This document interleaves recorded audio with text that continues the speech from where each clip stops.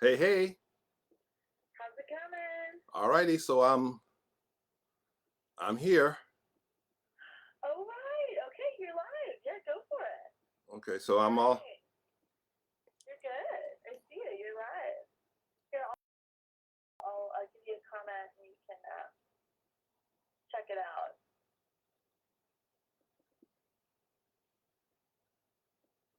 See if that came through.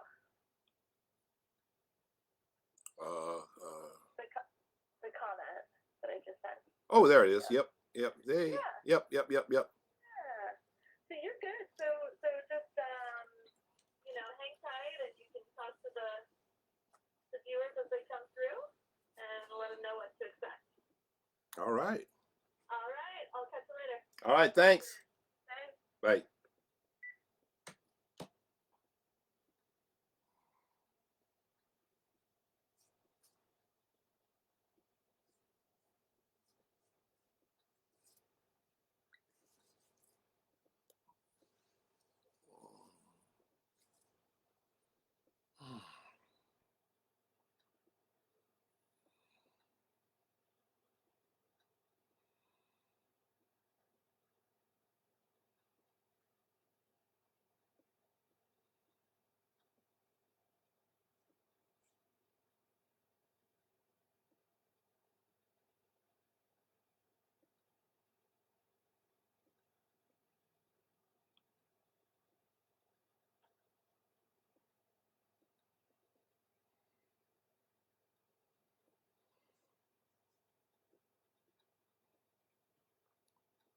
Do do do do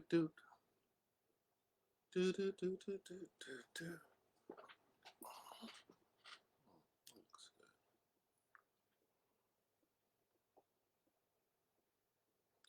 I'm feeling fine. How are you?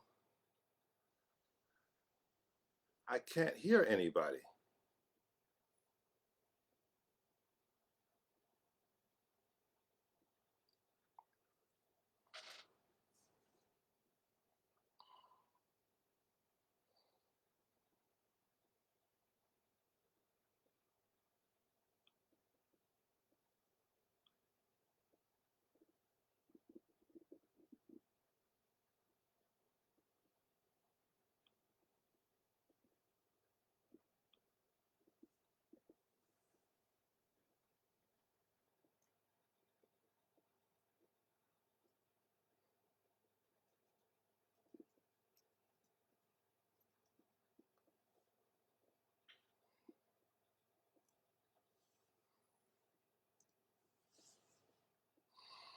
Oh, I guess not.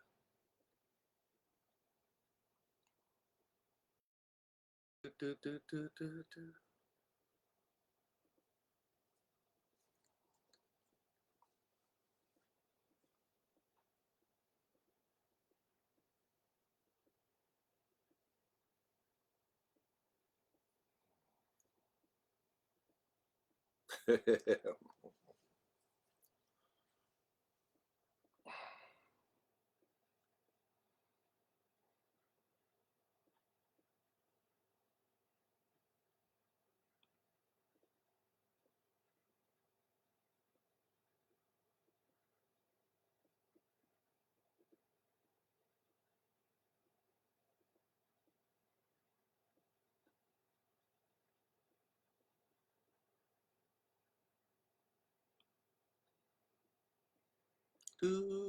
do.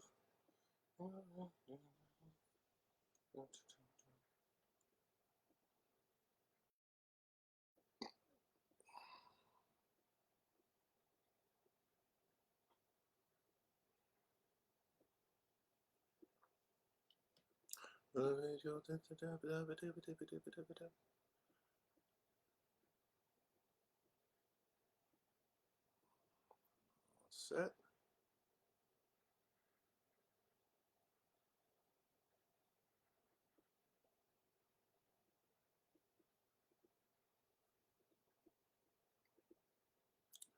I'm feeling fine.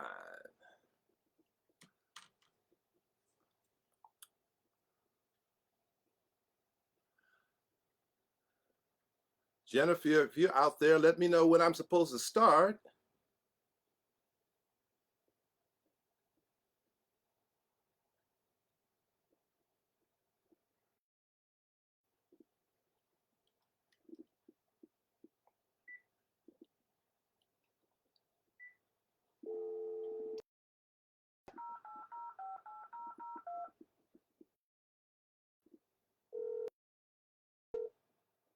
Hey, Michael. Yeah, am I on? I mean, do I go or? You're on. Go for it. Yeah, please start.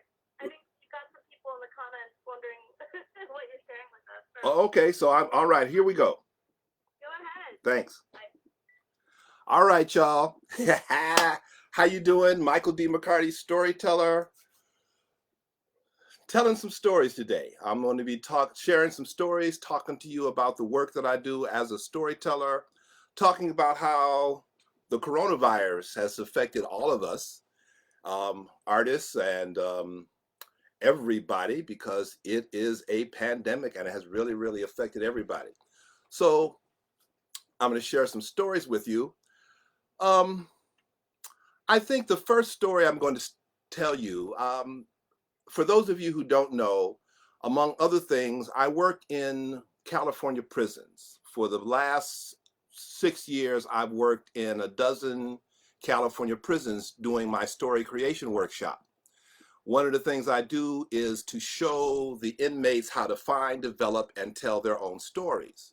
So I share a variety of stories, folk tales, historical stories, personal stories, and what have you. And I'm going to start this off. I'm going to dedicate this presentation to my mom, who passed away in 1995. And I often say that I am who I am because of my mother. My mother was my storyteller. Stories. I can remember 2, 3 years old, my mother reading and telling me stories. And she always encouraged me to believe in myself. And she also had a heart the size of the universe. This is one of the stories that I like to tell about my mom and how she influenced me. Um, I was about maybe 10, 12 years old. Me and my mom were home. The doorbell rings. I answer the door. There's a woman at the door, and she says, young man, is your mother home? So I go get my mom. My mom comes to the door, and the woman says to my mother, Miss, you don't know me. I'm just passing through the neighborhood. I really need to use the washroom. May I use your washroom? My mother says, of course. My mother shows her to the washroom, goes straight to the kitchen, goes on top of the refrigerator and gets the good tea set that had never been used for any of us. She brings that down and it's covered in plastic, so she takes that off and it's all ready. She prepares tea, coffee, cookies, slices pound cake. And by the time that woman of the door, my mother has everything set and treats her like a long lost friend or relative. And that is something that I never ever forgot. Now, my mother was from Barbados. Folks from Barbados are called Bajans. And one of the things that a habit that I have is I speak to people. If I make eye contact with, speak to you. In fact, I'll tell you a story about that in one of the first prisons that I started in. So a few years ago, I was in Barbados. I was down there on a speaking tour in the West Indies, and I was waiting to go on for this TV show. So the gentleman who had arranged for me to come there from the Satya Sai Baba organization were sitting in the lobby waiting. Every person that came in or out, if they were in a conversation, they would stop and they would look and they spoke to us. And that's a habit that I have. I always speak to people. And it's a Bajan thing. It's a Bajan thing. Now, I want to share a little tidbit about something that happened when I was first at a prison. And when we first restarted, I should say, the Arts and Corrections program, there were a variety of entities that weren't happy about us being there in the prison. And so there was this one corrections officer who didn't like us. 4 of us who were at this particular prison, And whenever I saw this officer, I spoke. And he would look at me and go, "Arr." And if I saw him when I was leaving, I'd say, "Have a good day." And he, and this went on.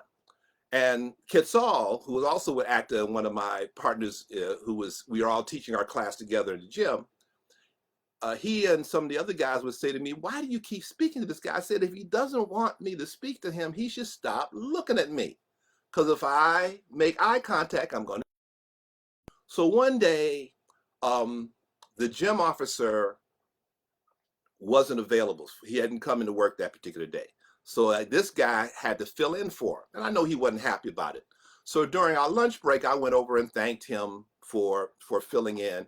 And he talked to me. He was grousing about something. I listened to him, valid complaints about something. And again, I thanked him. And it was a little while later, some weeks later, it was my last day at the program.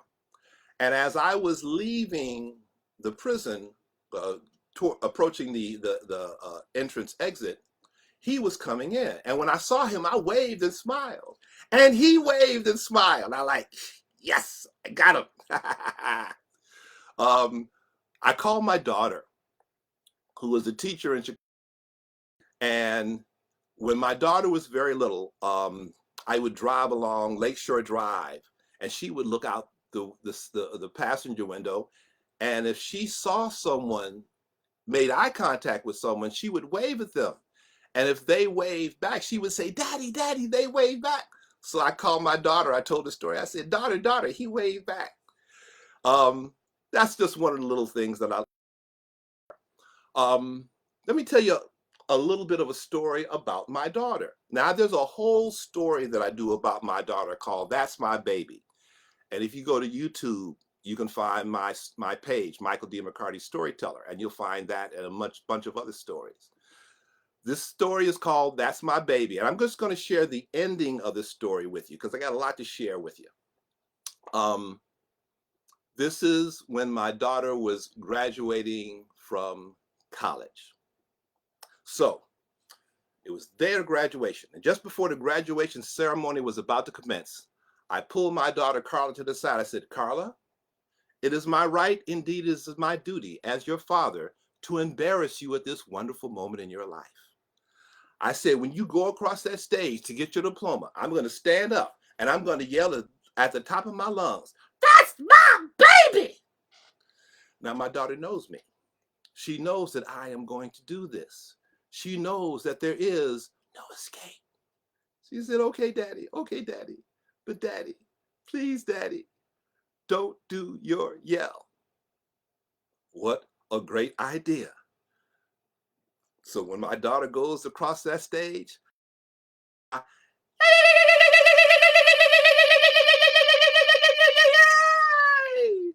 and that's the end of that little segment. Like I said, there's a whole story that I do. Let me share something with you from one of the stories that I do in my work at the prisons. I show the guys how to tell stories. I have a list of tips and things that I give them. We go over a variety of things, and I model a variety of stories. This is a story, a personal story that I call Justice. It was 1965. I was about to graduate from St. Finbar Elementary School on the west side of Chicago, graduating from the 8th grade. Our last field trip together as a class to Comiskey Park to see the White Sox play. Now, for those of you who don't know anything about Chicago, folks, you meet somebody from Chicago and they will often say, "Sox or Cubs? Which team is your team?" We were Sox folks. So my mom was one of the chaperones to go out there to the ballpark. So now this is back in the day when ballparks not only allowed you, but they encouraged you to bring your own food.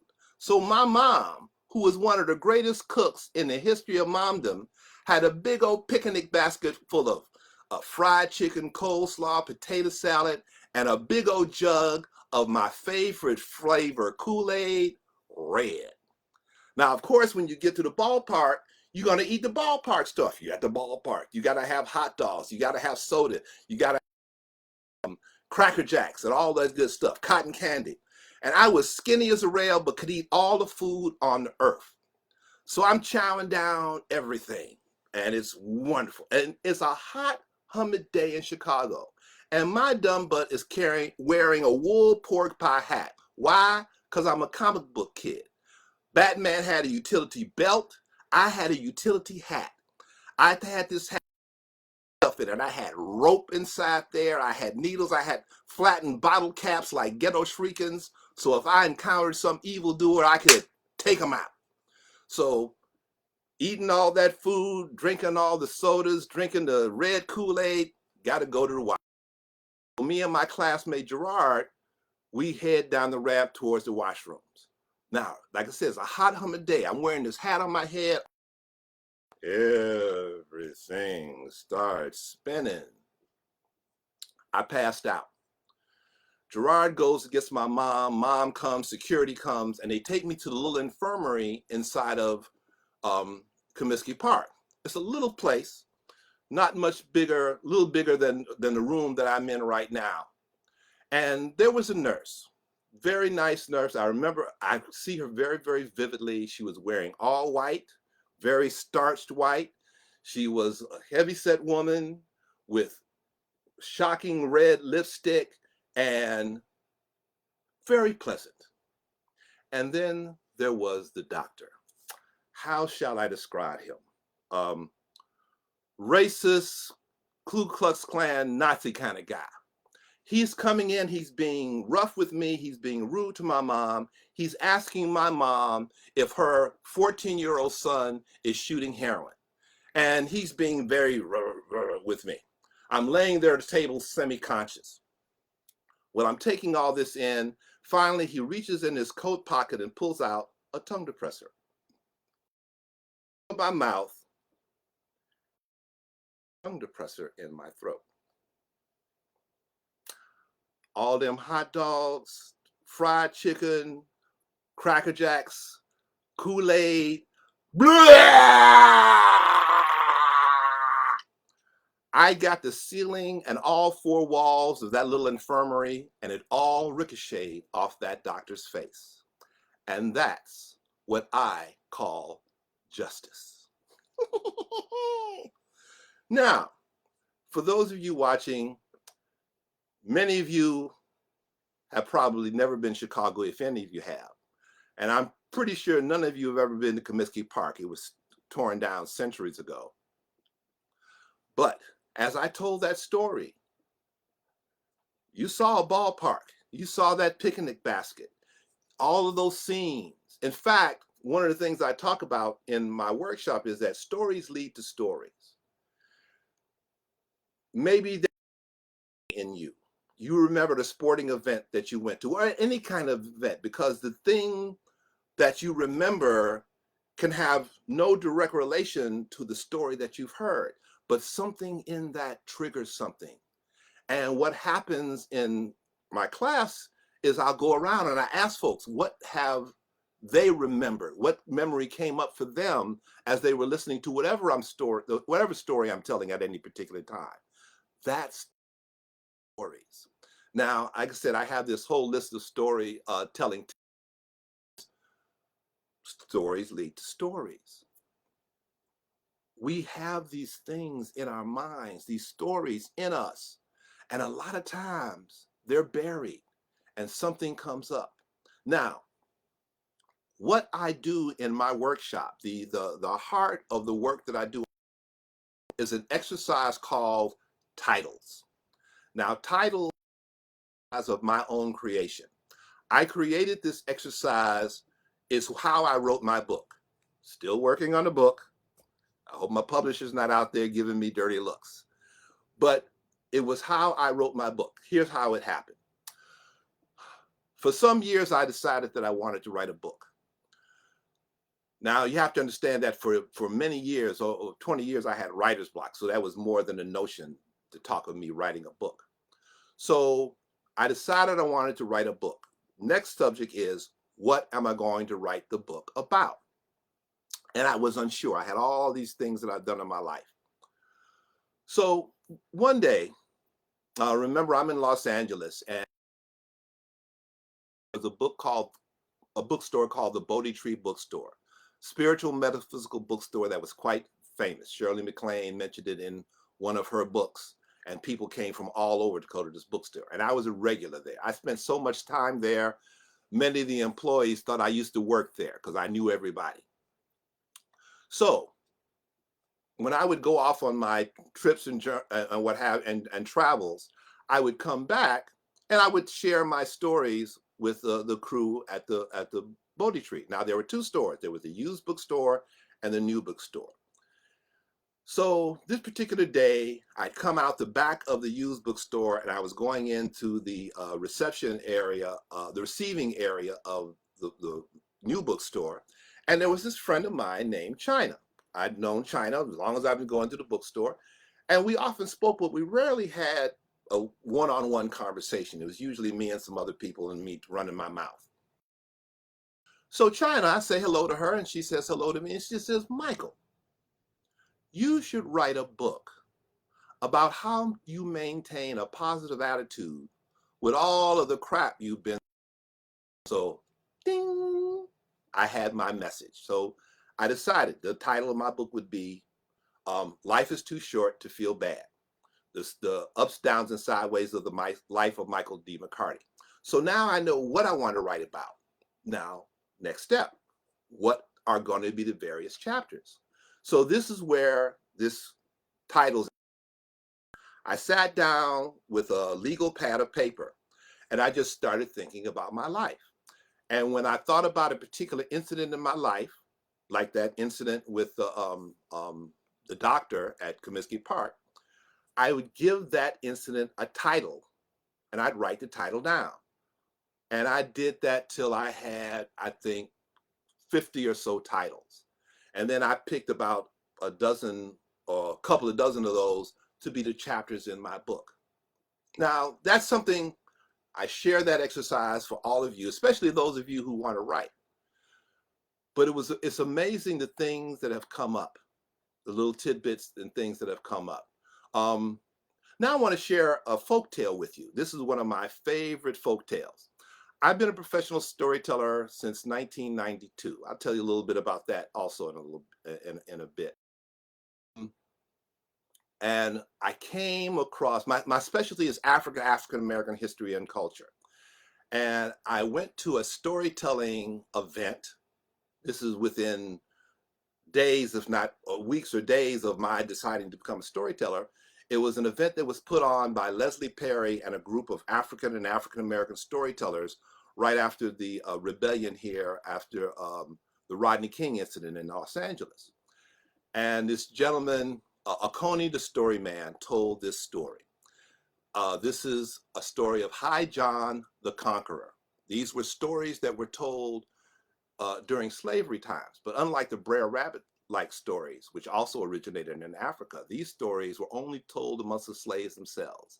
And when you hear this story, I think you'll understand why. They used to say of High John, he wouldn't pick cotton, he wouldn't bale hay. He wouldn't take a beating, but he wouldn't run away. You see, John was a trickster, and he was usually tricking old massa. Well, it was the day before Christmas, and every year at Christmas, John had the task of preparing the Christmas turkey for Massa and his family. Now, you can be sure that most of that turkey would end up in John's belly. Old Massa and his family, they be eating possum. Well, Massa got tired of always being tricked by John, so he decided he was going to play a trick on him. So he called him to him that day before Christmas and said, John, yes, sir, Massa, you going to fix that Christmas turkey tomorrow? Oh, yes, sir, Massa, I'm going to fix that turkey. Well, John, we're doing something different this year. Whatever you do to that turkey, going to do to you. John thought, oh my God, if I pluck that turkey's feathers, they'll skin me alive. And if I chop off that turkey's head, ultimate haircut. But John was quick of wit, came up with a plan. So that Christmas day, old Massa and his family, they all in on this joke on John. Here comes John down the road with that turkey head intact. Master said, John, yes, sir, master. Remember what I told you? Yes, sir, master. Let me see if I got this here right.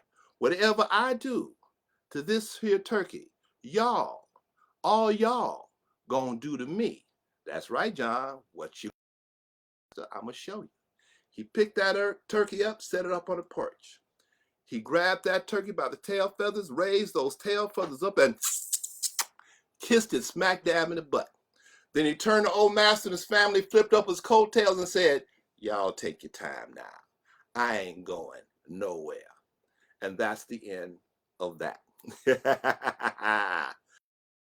That story. I love that story. Let's see.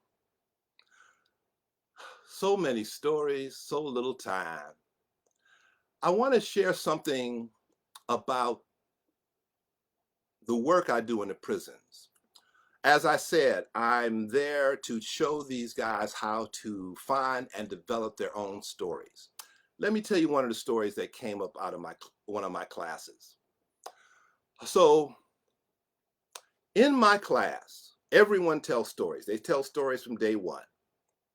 And there are people who are, they hate being in the class because getting up in front of people and talking is more terrifying than death itself. So this gentleman is in my class one day, and this is the story that he tells.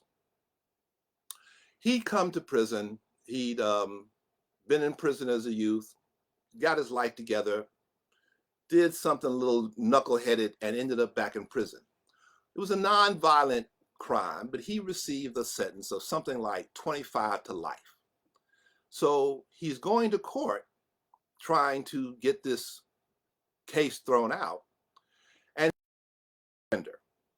guys on the inside often call them public pretenders. And they just come from court, and he wasn't the way court had gone, so he's having a discussion through the glass with his public defender. And he's, do this, what, da, da, da, da, da, da, da, da, da.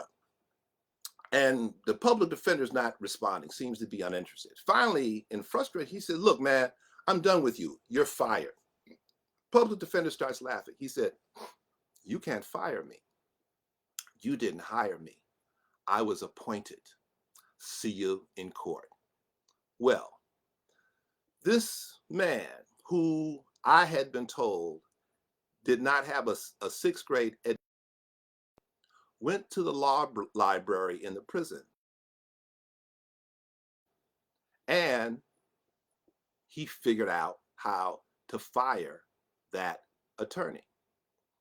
So now he goes to court and he decides to be his own attorney. Now, friends and family are saying, have you lost your mind? You're going to get creamed. First day he goes to court, it's everything that he did was wrong.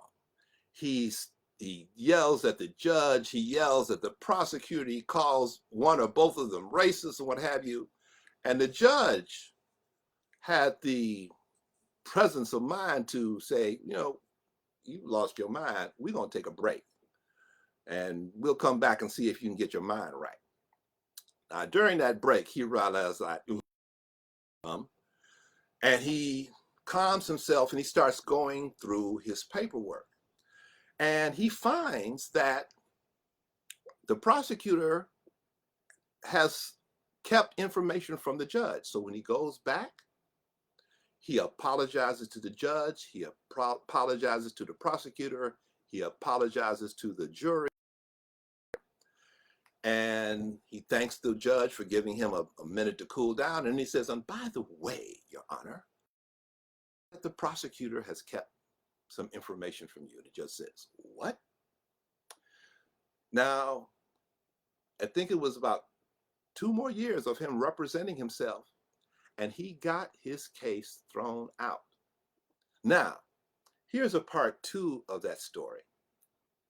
So, in the prison system, here in California, maybe around the country, but here in California, you can take classes like the arts and corrections classes, education classes, and that gets reduction in your time. So he was taking my class, and then he was also taking the GED class. So there's 4 parts. He knocked out the first 3 parts, and then the last part was the math. And he was scared. He was terrified of taking that math part. Now this went on. This was I think it was last year around November, December that he was going through this. He was supposed to get out in, I think, February or March of this year. And if he completed this GED, it would accelerate his getting out. But that math part, terrified. And he decided, I can't do it. I can't do it. I'll tell him I'll take it in January. Now, in my classes, things like success, Waldo Emerson, Commitment by Goethe, Maya Angelou's, and Still I Rise. I give these things out. And there was something I'd given out by Dan, I think it was Dan Millman. I can't remember the book that he wrote. But there was a quote from Michael Jordan in this passage.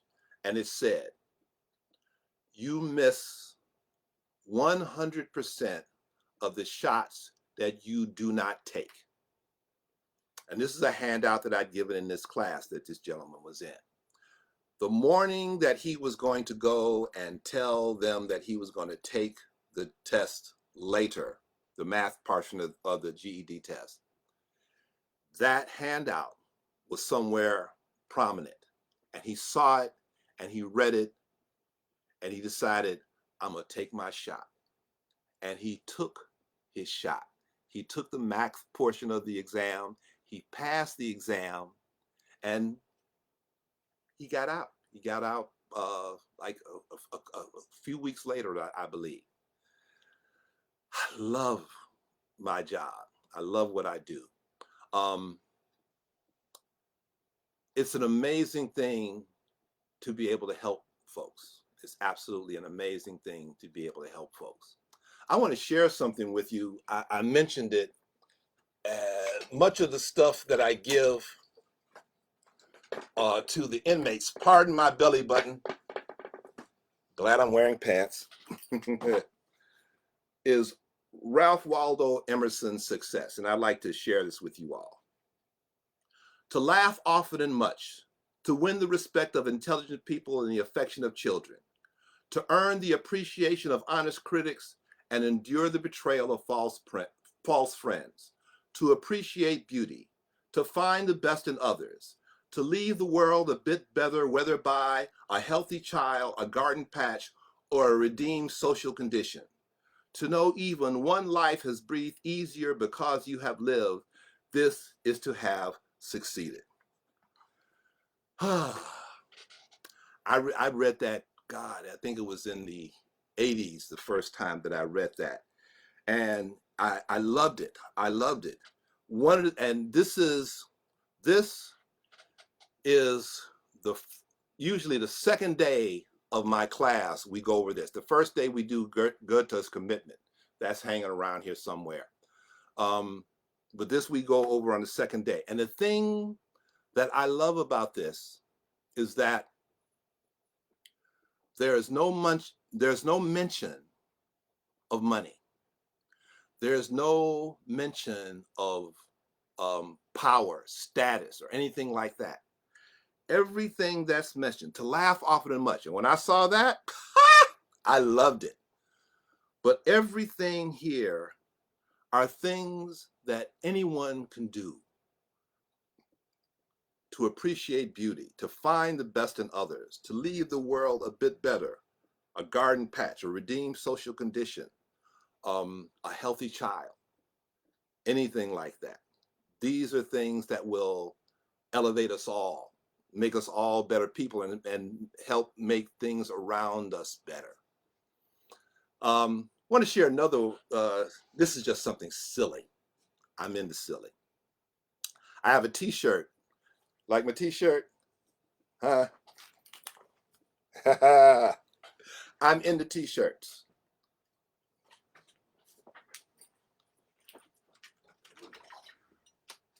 T-shirts. I have 4 closets of t-shirts.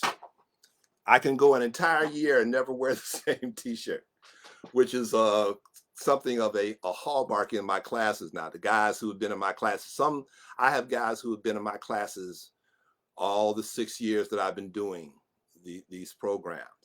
But it's amazing to see how people respond, how people get insight, how people see their own stories. I had a guy in my class one time who he absolutely hated being in my class. Whenever it was his turn to tell a story, and everybody had a turn every class, whenever it was his turn to tell a story, you'd have thought he was going up squad. But he always managed to get out something. And I like to think that it eventually became easier for him. It's amazing work. It's absolutely amazing work. Silliness is the way to God. That's a t-shirt that I had made. A lot of the t-shirts I have, I buy when I catch a good phrase, I'll have it. So let me think of another story from some of the guys in my. Oh, by the way, just another little tidbit. In one of the prisons I give my workshop in, for the last year or so, I've had an opportunity to show my documentary. There's a documentary, Belonging in the USA, the story of Michael D McCarty. You can find that. Belonging in the USA is the website, and you can see a preview of the documentary. And I share this in one of the prisons. I tell them that on day one, I come into the prison with no judgment, because I tell them the only difference between me coming in and out and being a resident is I was lucky and I had a good lawyer. I was watching a TED Talk given by a prosecutor one day, and there were 200-300 people in the hall where he was speaking. And for anybody who had ever committed something that could have landed them in jail or prison to stand up, the whole room stood up, it seemed.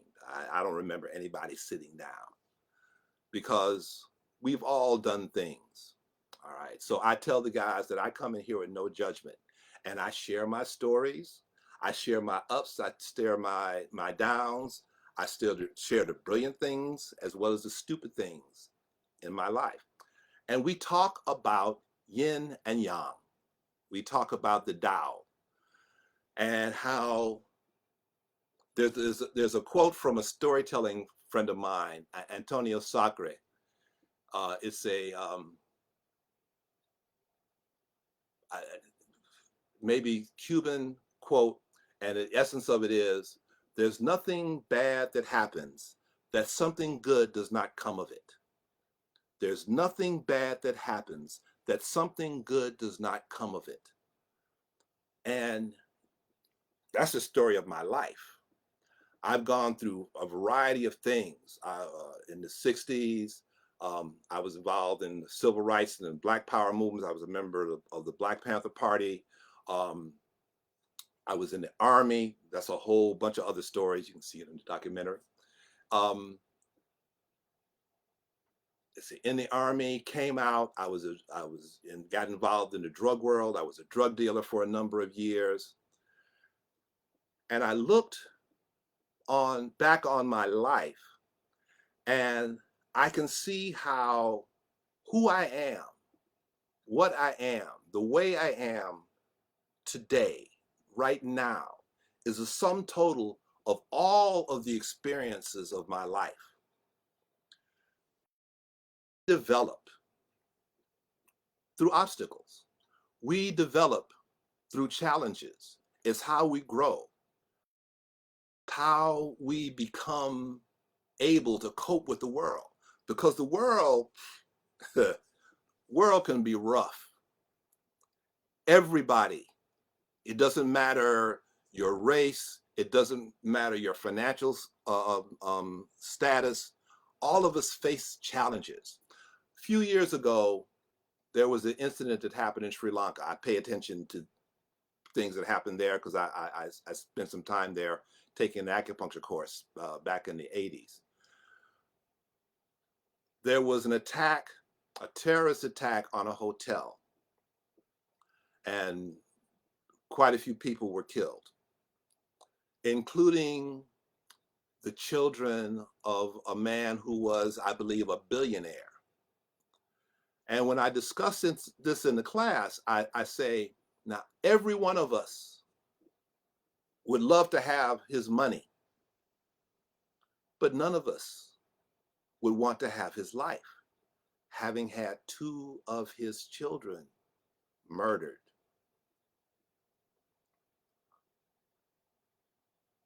Challenges is what life is about. How we respond to those challenges is what make us who we are and allow us to grow and develop. Let's see. Mouth for a minute. I'm very good at running my mouth.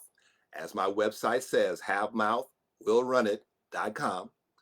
I don't know if there's an opportunity. Do any of you all out there have any questions? I think you can type a question or what have you, or comment. Meanwhile, while I wait for you all to do that, I got plenty of stories to tell. And we'll go on for a little while and see how many questions we get. I love to respond to those things. By the way, I'm on Facebook. I have two pages. I have a professional page and my page, Michael D McCarty. If you're not a friend on my page, I'm the king of the positive posts. So feel free to friend me. If you have questions regarding storytelling, regarding the prison work, or whatever, contact me. Define. My email is agriot, agriot @earthlink.net. My office number is 310-677-8099. My cell number is 310-927-1029. And my Facebook pages are public, both of them. Feel free to if I can be I love to give away books. It's been a hallmark of the work that I've done in schools and libraries for over 20 years. I give away books. I give kids, I give books to adults, I give books to everybody. Typically, I keep a bunch of books in my car to give away. In fact, there's Daniel, one of the guys in one of my prison classes who has been with me 2014. He was telling a story one day and he was talking about my class and its influence on him. And he talked about, I had mentioned this thing that I give away books to people. And it just blew his mind. He said, who does that? Who gives away books? Me. By the way, let me also share a book. This is a book that I really, really enjoy. As you can see, I'm into this book. Most people know Louis L'Amour because of his Westerns. I have never read any of his Westerns. I've read maybe half a dozen of his books. But this book, another book called The Walking Drum, and the first book I read by him called The Last of the Breed, I've read each of those books over a dozen times. The Last of the Breed and The Walking Drum are books that I read when I'm tired of reading. But he paints such vivid pictures. Now, if you are a writer, an aspiring writer, I really, really, really, really, really, really, really recommend this book. This is his book, his memoir, of how and why he became a writer. And it is fascinating. It is inspirational. It is insightful. It is amazing. Um, Actually, he passed away a couple of decades ago, but he used to have a home in Tehachapi, right near the prison, because he was known for he had a plane. He had a plane that he would fly around or what have you. But I highly recommend a very inspirational book.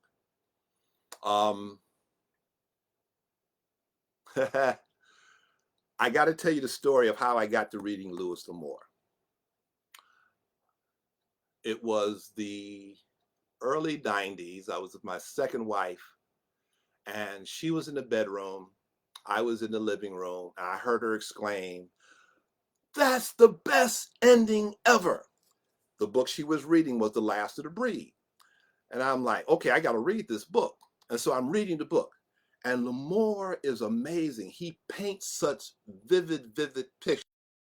The Last of the Breed is about a Native American, a Sioux Air Force major who was kidnapped by the Russians during the Cold War because of his knowledge of certain airplanes. They don't know traditional ways. He escapes and is making his way across Russia into Siberia to the Bering Straits to get back to the United States in a historic way. And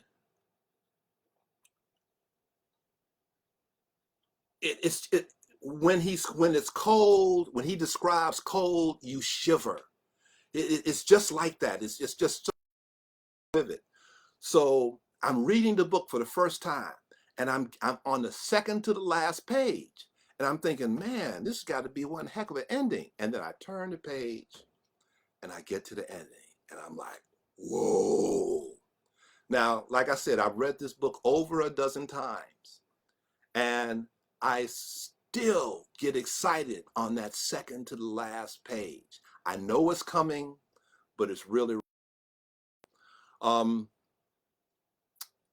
Lewis L'Amour. I recommend him highly.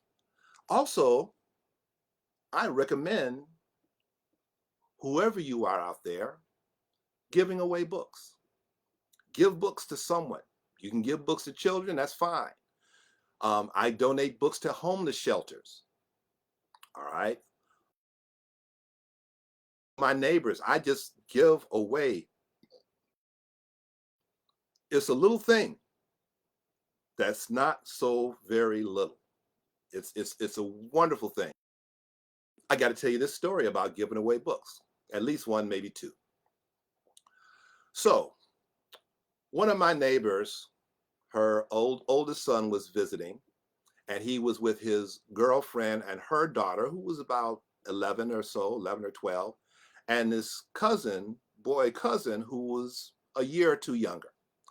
And I was outside, and in my parking space, I have lots of books. I have 2 7-foot cabinets, bookcases, tables, all stacked with books and boxes of books. So I said to those two kids, I said, come over here. And I showed them the books. I said, help yourself.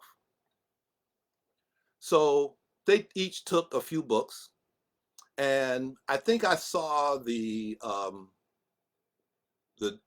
daughter, but one more time or so, but I never saw the young boy again. So a couple of years ago, I asked my neighbor's son, I said, "Oh, whatever happened to the little boy who I gave the books to?" He said, "Man, I've been meaning to tell you about him. Before he got those books from you, he didn't read. He got poor grades in school. But ever since he got those books from you, he became a reader. He went from mediocre grades to getting A's and B's. Not only that, he learned to draw, and he started writing his own comic books and illustrating them. All from getting some books." Now, let me give you a tip. A lot of times as grown-ups, we want kids to read what we want them to read. Find where they are. If they want to read comic books, get them comic books. I know that's how my mom approached me. Anything that would get me reading, she got from me. So find out what they're interested in. One time I was coming out of a Whole Foods, I think, and there was this black teenager standing by near my car, and I said, "Hey man, what do you like to read?" He said, "I don't like to read." I said, "Oh, okay. You like rap?" He said, "Yeah." I said, "I got a book on Tupac. I got a book on 50 Cent." "Oh yeah, yeah." Okay, okay. I said two. I'm gonna say you one more. Roland Freeman was a great friend of mine. He was a member of the Black Panther Party here in Los Angeles in the 60s and 70s. And he used to run a at-risk school over on Crenshaw. So he asked me to come in and do a session for his class. And I went in and of course, I gave away books. I had books for everybody. I had enough books so they could choose. So I'd given away most of the books. There was a couple of boys, "I don't want no book." And I pulled out some Marvel comic books. "Oh yeah, okay." So all of the kids except one were in the next room. And there was this one teenage boy who was sitting in the back of the room. And I had these books left. It was a physics set. It was a book and a workbook. And I was just looking at him. I looked at him. I looked at the kids in the other room, and I just said to nobody in particular, "Anybody interested in a book on physics?" And he looks at me, then he looks over to see that they're not looking. He goes, and I put him in a bag and I slipped him the books. Yay. So give away books. Give away books. Give away books. People have these things where they have these little places set up where anybody can go and get a book. I'm trying to set some of those things up. Haven't done it so far, but I'm not going to stop trying. But give away books. Give away books. And for those of you who have kids, let your kids buy their own books. When I first started storytelling professionally, I was giving workshops at the Boys and Girls Clubs in Long Beach. And at the end, there were 5 or 6 different clubs. And at the end, I would have this really big storytelling festival with kids from each of the clubs. And then I'd take them all on a feast, have pizza someplace, and I'd take them to Esselwan Books and let them buy books. Each kid had $15 to buy a book, or however many books they could buy for $15. If they went a little bit over 20, I'd cover it, no problem. So there was this little girl, she was 10 years old, she was in 4th grade, she was really, really smart. She loved to read. While all of the other kids were over in the children's book section, she was looking at novels. And she was a little teeny tiny. And she's in line and she's got 2 or 3 novels. And James, one of the owners, he's getting ready to, check her out. And he looks at the books, he looks at her, he looks at me, says, "Michael, can she handle this?" I said, "Oh yeah, she can handle it." And then she looked at him and said, "Yes, I can." All right, y'all. I hope you've enjoyed me running my mouth. Again, I encourage you to give away books. My website is havemouth.com, the website where you can go see a preview of my documentary. And from time to time, like that page, of time to time, they'll show the documentary whole where you can watch the whole thing. It's belongingintheusa.com or the Belonging in the USA Facebook page. And with that, I will bid you adieu. Or actually, I think I'll bid you a did because the do is done. How's that? I hope you enjoyed me running my mouth. I hope you have a wonderful day. I hope you all stay safe and happy. Take care of yourselves.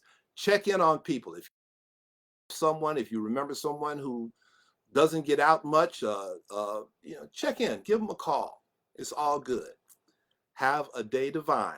And that's the end of that. Thank you.